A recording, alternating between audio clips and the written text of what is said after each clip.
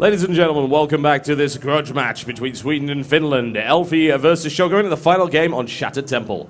And even though Sjow is not really regarded as #1 in Sweden, because Sweden is actually one of the hardest countries to play StarCraft 2, and to be at the top, you have so many amazing players there. Thorzane, Morrow, just amazing players over there. On the other hand, though, Finland has got a pretty decent kind of scene for StarCraft 2, and Elfi is, well, within the WCG, he did qualify in the top 2 slots which were available, losing to Wellmew, surprisingly in a PvP not so long ago at Assembly Summer, but is ranked technically, overall, I think Elfi's probably #1 in StarCraft 2 right now in Finland. Used to be Nama, but he kind of, after DreamHack Winter last year, hasn't really achieved anything huge since then. And Elfi, consistent practice, consistent hard work, has taken that slot away. So we are seeing 2 fantastic competitors here with 1 game left, the Shattered Temple, for $1,000. $1,000 and a best of 1. Tense. No real doubt about that. And between these 2, it actually could go either way. It could, so we'll let the admin know we can go, and the countdown begins. Sjow versus ASUS Elfi. ASUS, a team constructed by the former Brood War player Mondragon. Yep. Fantastic Brood War player. Unfortunately, is really concentrated on his studies, so he can't really play StarCraft 2 too much. But Team ASUS, a new team I think formed in July versus Team Dignitas, a donkey's years old team. Oh yes, donkey's years is accurate, and Dignitas with a great lineup. But honestly, Team ASUS has recruited some extremely powerful players, and they seem to be performing pretty well. So, for the last time in this best of 3 series, I bring you Dignitas Sjow. He's in the red trunks, playing Terran to the east of the Shattered Temple, versus his opponent from Team ASUS. It is Elfi. He's in the blue trunks, playing Protoss to the west. And this is the ESL version. There are no close by ground, close by air, and cross position. On this map, the distances between natural to natural are of a similar size to Shakur's Plateau. It's not too far away from each other, so I would not be surprised to again see Elfi go for a 2-base play. 1 base is viable here, but I don't think he's going to try and do that here. 1 base Blink Stalker or something like that, because Sjow is kind of good at defending that, as both of these players' strengths are always concentrated on what they can see in front of them on the screen, and with 1 base, that's pretty much what you're looking at the majority of the time. So Sjow's control, his micro, will always get him out of sticky situations, but Elfi's kind of 2-base play is where his strengths lie, especially in this matchup. 2-base Colossus push, and even in that previous game we showed on Shakur's Plateau, it was a 2-base push. Yeah, the weakness I think that Sjow's got in this matchup is that with these big execution plays, scouting is critically important, because once that attack lands, the chances are, if you don't know the composition of the force, you are going to lose to either a timing attack from Elfi or just a big 2-base, hey, look at my amazing army kind of build, which is exactly what ended up happening there with a large number of High Templar, and Sjow did not scout it. It's as simple as that. The ghost count was never high enough, and that worries me, because we've seen what Elfi can do when he's able to get away with setting up a really dangerous attack without his opponent having any idea as to what's coming. Yeah, and the way that Elfi's already playing this, I don't think he's going to be doing too much aggression. He has chrono boosted 3 times into that Nexus already. Usually, if he did want to be super aggressive, it would just be with the single lead 2, actually. And here we are seeing the probe finally getting out, and now we are going to see Sjow deviate. 1-1-1, the Barracks Factory Starport is good here also, and also what else is good is going for a second barracks, but we are actually going to see that factory being planted down. Will Sjow be taking a second gas though? That's what I'm intrigued to know here, or will he just stick on a single? If he does, he may just be going for a Banshee. He could also be going for Hellions are pretty good as well. We'll have to see what he does decide to do. On the other hand, Elfi, second gas taken. We have a single Stalker being chrono boosted out, and unfortunately for Sjow, he is late with scouting, as at that 4-minute mark is when that Stalker will pop out, and a single Marine is here scouting. And depending on where this Stalker goes, it should be able to deny the scout of this Marine. Yeah, that's absolutely right. And just look at the base of Sjow at the moment and check what's going on. It hasn't taken the second gas. As you mentioned, the possibility of a Banshee is there. Admittedly, it would be without cloak, without 2 gas. Hasn't thrown down a starport yet. He now is about to have the gas, so we'll see. There we go. A straight follow-up of the starport. So yeah, it could very well be an uncloaked Banshee after the single Hellion. Yeah, we'll have to follow exactly what's going on. I'm more interested to see what Elfi's going to do, and it looks like he is going to expand. This is not a bad thing. The thing, if he was to play against an aggressive play from Sjow, taking the second gas early on doesn't really help out that much. He's going to be very sentry heavy, but you don't really want to be sentry heavy against the composition, which we could be coming out and seeing from Sjow here. At the same time, we could be seeing a Medivac pop out from this starport immediately, and if he does do that, the gas and minerals is lined up. We could be seeing this Hellion, and there it is, there is the Medivac. So a Hellion and Marine drop into the main base, and with correct control, even with Stalkers out there, it's going to be very sentry heavy, and these units that Sjow has will be able to take down a lot of units and probes easily here for Sjow. Yes, they will, and that worries me, honestly. It does. Elfi has also not really got a lot of information. He knows about the barracks. He doesn't know about the fact that there is a starport and a factory up as well, and that's really worrying. I'm looking at the army count for Sjow. It's looking pretty damn nice. We are looking for at least a 2 Hellion, 3 Hellion drop, and there's a 4th one coming out, but it looks like Sjow just wants to get over there as quickly as possible, pick up this Hellion on the way, and then go straight into the main. And he's going to follow this up with a Banshee. So let's see how much damage Sjow can do here. He needs to do a lot of damage. Unfortunately for Elfi, he went 1 gate Robo, and the robotics facility is not going to add anything to defending this. I mean, even if you've got an Immortal out, it's not going to help that much because it's so slow, and he's nowhere near coming out. Elfi does know what's coming. He has 2 Stalkers and 2 Sentries. I don't even think that's enough DPS to stop these Hellions. Well, I guess we're about to find out. Sjow is not keen on hanging around. Another Stalker warping in as well, so Sjow denied for the moment. More to the point, he keeps the Medivac alive and has an opportunity to flank around and see if he can hit the back of the mineral line. However, Elfi is more than prepared for that now. He's got the sentries, he's got the Stalkers, he is in a good interception position, and if Show's not careful, he could end up losing that Medivac. And let's see how good Elfi's defense is after this. Medivac does come in on the higher ground, so Elfi will not be able to see it. Sjow will be able to see all the units, and he may try to go down to the natural, but on the natural there's no probes there, unfortunately. The observer inside the main base of Sjow as well sees the Banshee, it sees everything coming out. Elfi has full information. Yep, and Elfi has never really been all that slack on his scouting. Sjow takes a couple of probes for free and denies the production of any more down at the natural. Elfi moving around and realizing, actually, it doesn't make any sense for me to sit on my natural here because there's nothing for these Hellions to actually kill. But this Banshee is the really scary thing, because if Sjow then starts to force Elfi to multitask on both of these bases, then it could start to cause him problems. Yeah, this is pretty good opening from Sjow, doing a lot of damage, even indirectly. Just having Elfi not mining from the natural at all, oversaturating the main is good for Sjow here, especially because he's now saturated his natural. We do need to see Stim. There it is. Stim is coming out now for Sjow. He needs to get that out, and it's going to be quite a powerful follow-up here for Sjow, with 3 barracks, 2 Medivacs already out, and we'll probably have 4 by the time he even decides to go. And actually, looking over at Elfi's base, a Warp Prism is on its way. I'm not too sure if I agree with this. I mean, he's investing a lot into it, and with Sjow playing so actively on the map, with Banshees, with the drop, with controlling the Xel'Naga Tower, this Warp Prism may get scouted and picked up really easy. Yep, and if that happens, then that'll be, well, 1, a waste of 200 minerals, and 2, potentially the waste of whatever the hell was in the Warp Prism at the time.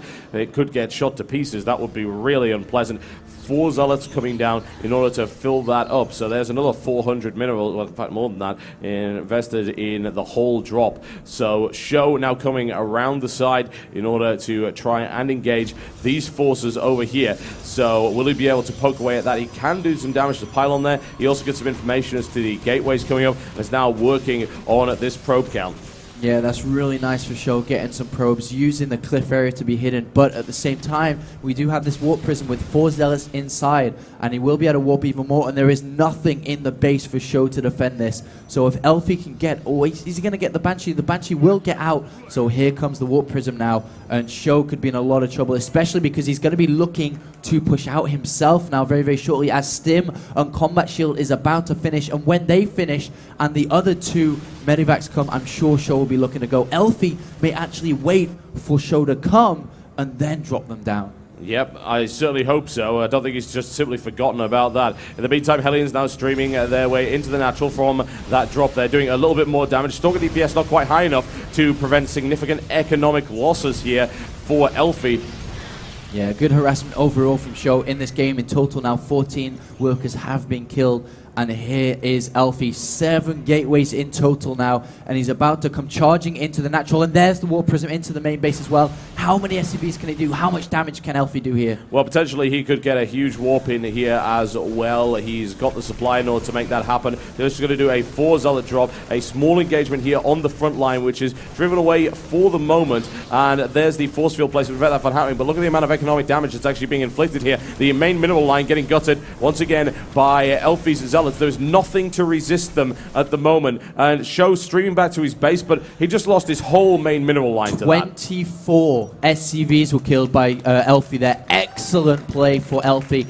And he also knew at the same time, holy crap, I actually can't fight this army either. And he decides to pull back very smartly, now taking up to the Forge, to the Twilight Council. He needs Zealot Charge, he needs armor upgrades ASAP, because this army with 4 medivacs is deadly, and it's actually 5 medivacs, so even more deadly. Even though there are no upgrades, these units will not die unless they have Zealot Charge available or something else. Elfi needs to try and harass into the main base of Sjow to prevent this from coming. He does have a few force field to prolong it, but not enough for any upgrades to be researched. Yeah, Elfi's actually going for the main mineral line again. Sjow pulls off immediately to make sure no real damage can be done. Elfi would be forced to warp in more units to do damage here, which would not be a good idea, considering that a real good force field. But a quick pickup there from Sjow. Great reaction times, able to grab that and drop behind it. So minimal damage has been done there by Elfi. The Guardian shields are about to collapse, and Elfi will be forced to defend here with pure Stalkers. Couple of Zealots being warped in there, probes being pulled off the line in order to make that work. This attack by Elfi just has done nothing in the main mineral line at all. And Sjow now stringing up a good force field block there. A quick pickup again by Sjow. Yeah, the problem is this 5 medivacs with a lot of energy, these units will not die. And Zealot Charge is nowhere near completing. Looking at the unit tab, the Warp Prism is on the edge of going down as well on the natural of Sjow. It manages to survive with 14 hit points, but 24 probes versus 27. The problem is the gold base is now up and running for Sjow. He's going to be able to be quite comfortable with the lack of SCVs. The mules from 3 bases on that gold base will always be able to push him up. He's killed the natural of Elfi now, so Elfi just needed to hold onto that natural, but unfortunately couldn't. The army of Sjows was just too strong, and now it's going to be extraordinarily difficult for Elfi. And like you can see in the production tab, one of the only options he has left is to catch this Terran player Sjow off guard with some DT play, potentially Archons in the mix as well. DT play could be so incredibly difficult here, though. I know Sjow is very, very greedy when it comes to using mules. He loves to use all of his energy on that, but it's still 3 orbital commands. The chances of a scan being available for when a DT attack comes in is incredibly high, and I have to wonder how effective that's really going to end up being. He does have a Warp Prism, which will allow him to strike the gold base or perhaps flank around to the natural, which is the more sensible thing since Sjow is hanging around near that gold base, and that's exactly, as you can see, what Elfi is planning on doing there. He'll be warping in units and then picking them up in order to drop them. Speaking of drop, we have 2 medivacs full going to the main of Elfi. Yeah, and we have no engineering bay. There's energy just been used on 1 command center. There's 1 scan available so far. 2 almost ready. Okay, 2 are ready now. How will Sjow defend this?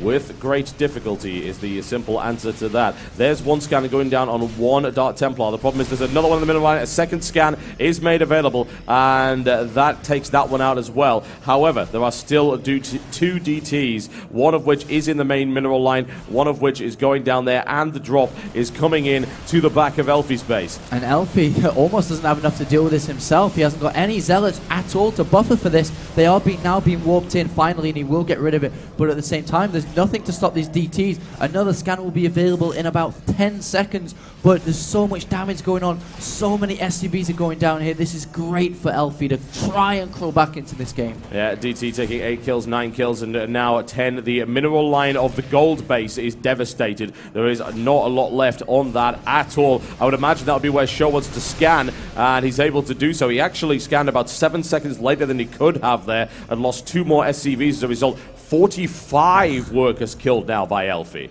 Wow, he killed another 15 more SCVs, probably 20 then, again for Elfi, and he has got his second base up and running again, so he has brought Sjow back. The problem is the army size. Look at the army difference, 92 supply for Sjow versus only 40. And these DTs were great in slowing Sjow down, but you've only just slowed him down now by killing these SCVs. This army has been building for a long time now, and I cannot see how Elfi can do this. He has to have magic force fields, and I can't even see that happening. DTs as well. He has scans available on command centers if need be to come in here and scan. Oh gosh, these DTs. Yep, DTs are being warped in order to try and do significant damage to this force. Shjow's been actually supply blocked almost for a minute there, but it doesn't really matter simply because of the size of Shjow's force. The force fields do split up quite a lot of that, but unfortunately Sjow backed off to force Elfi to try and charge at him, and it wasn't enough. GG, ladies and gentlemen, Sjow takes that match.